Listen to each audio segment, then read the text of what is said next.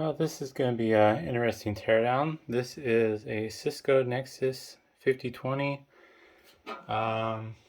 Basically, I think it's a 40-port 10 gig fiber channel switch, if I understand correctly. And you'll have to excuse the background noise. There's currently a thunderstorm going on. So hopefully I don't lose power. I'm using my phone to record, but I'll lose lights. I was going to tear this apart on camera, but there was so many screws on the top, and then one of the screws stripped out the heads, so I had to get medieval on this to get the top off. And this really wasn't what I was expecting inside. I honestly don't know what I was expecting, but I was assuming this is going to be based more on server hardware than what appears to be all custom chips. And there were quite a few screws holding this top board down, so I had to take those off as well. And the crazy thing is, this connector here was holding on with such force when I was yanking on the board like this. I actually pulled some of the pins through the connector. So I think I'm going to try to get some of these heat sinks off. I may actually have to go grab, I'm going to go grab a proper screwdriver and my side cutters. These are spring loaded and I don't want to get smacked in the face or eye. Alrighty. I'm going to flip this over and get one of those heat sinks off. I think I'm going to do this one here. And from a recycling standpoint, this is the best way to do it. I'm just going to let this fall on the bottom. Use a pair of side cutters. And you push up on the little springy bit so the plastic locking bit pokes up above the board. And you cut it, and less stuff goes flying. Although I didn't push that one up far enough, so stuff went flying anyways. Oh, that one went flying. Alright, I knocked off a heat sink, so both two different chips. I'm going to go on a limb and say that all of these are the same and then all of these are the same. This one might be different, but I don't know. I don't think I'm going to take that one off, but we'll see. And I'm going to use a little rubbing alcohol, which might not be good enough. This paste is pretty burnt on.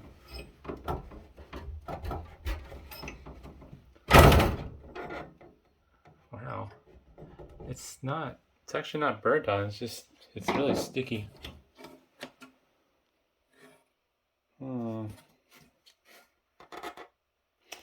Unfortunately, my kerosene's all the way across the building. I could get it, but I'm lazy. Let's see here. I think I'm gonna try to find a different Broadcom chip. The networking chips for these ports appear to be Broadcom chips, which I guess isn't too big a surprise. I don't think I'm going to be able to get a good part number off one of these because they're hard to read. Alright, let's see what we can get from there. Phone.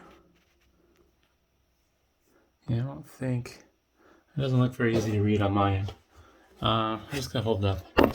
Oops. And bump the phone at the same time. It's a BCM 8726-BIFB. And the bigger one, I can't see past that thermal adhesive they used, so I'm not sure what that is about. I guess I'll take off the one by the port where all the stuff comes in. Zoom out.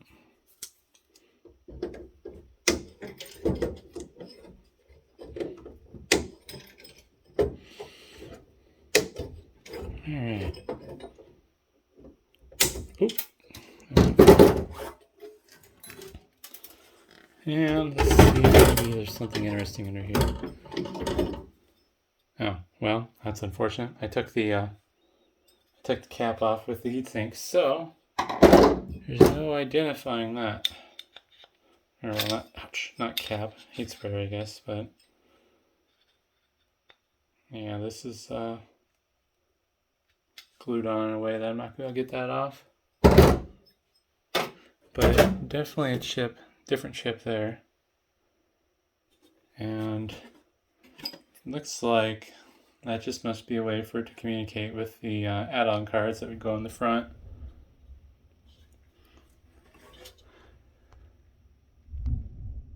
On the bottom side of the board, I got a bunch of passives and some chokes, I think is what these are, or coils.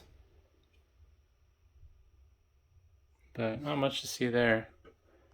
Although, that is quite the connector. And it didn't want to come apart from the bottom one. I really had to pull on this board. It was a lot of work.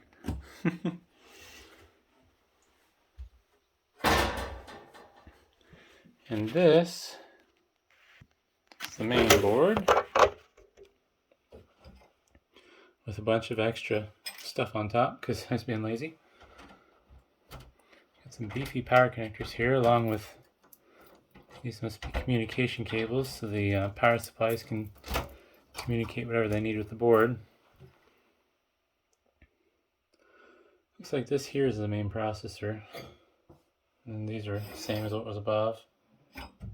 And who knows what that is. Oh boy. Two 1 gig sticks of PC24200R. Focus. Focus. Focus. Hey, there we go. So this must have been pretty old. I guess this is so big because it's like it was bleeding edge at the time or something. Because I've had a lot of multi-port 10 gig capable switches come through that are a lot smaller than this.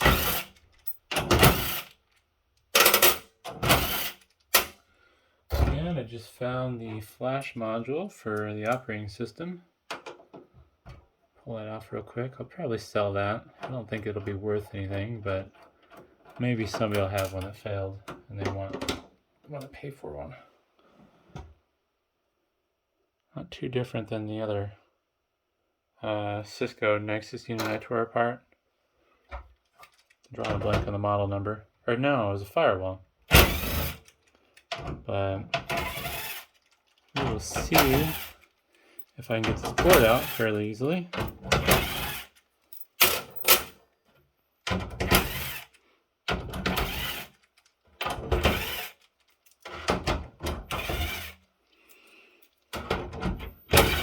Wow, there's a lot of dust in here.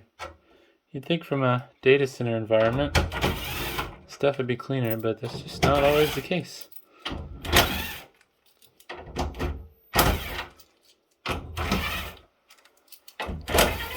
Oh, hey, my screwdriver back. I was looking for you. I dropped it under the top layer of PCBs.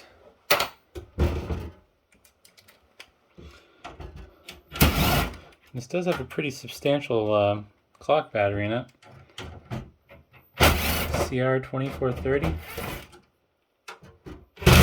Oop.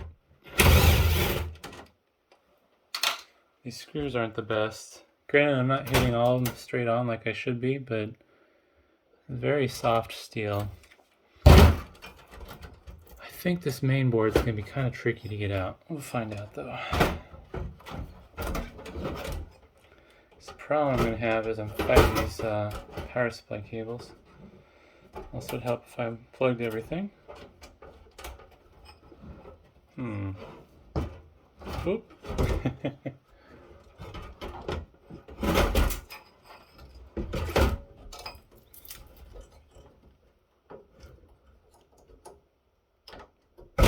Ouch.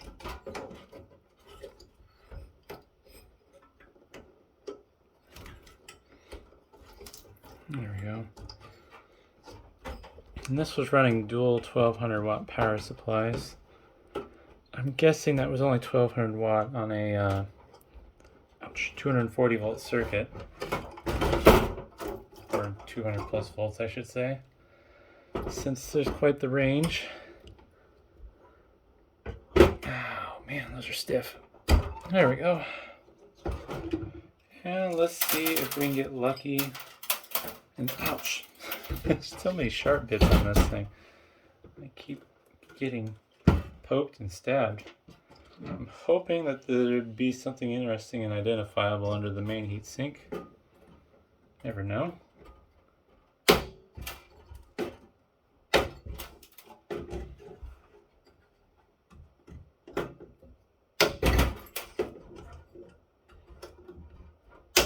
Oh, now it's flying to outer space. There we go.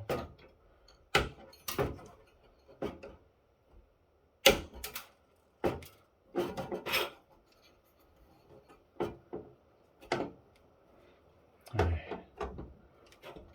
Ouch. These extruded aluminum heat sinks they use definitely have some sharp corners. Alrighty. That's interesting. That almost looks like that could be flash storage of some sort.